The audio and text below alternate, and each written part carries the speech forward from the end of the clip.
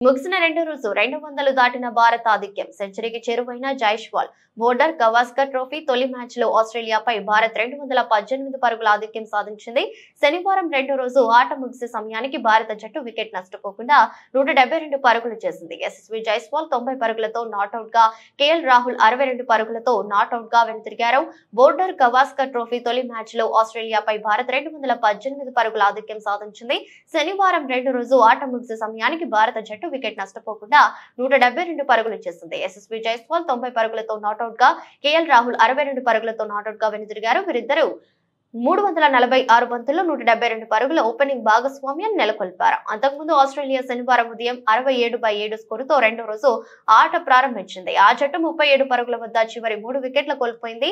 దీంతో తొలి ఇన్నింగ్స్ లో భారత్ కు 46 పరుగుల ఆధిక్యం లభించింది. మిచెల్ స్టార్క్ అత్యధిక స్కోరు 26 పరుగులు చేశాడు. ఇక భారత్ బౌలింగ్ గురించి మాట్లాడితే భారత్ కెప్టెన్ జస్ప్రీత్ బుమ్రా 5 వికెట్లు తీశాడు. అరంగేట్రం ఆటగాడు హర్షిత్ రాణా 3 వికెట్లు తీశాడు.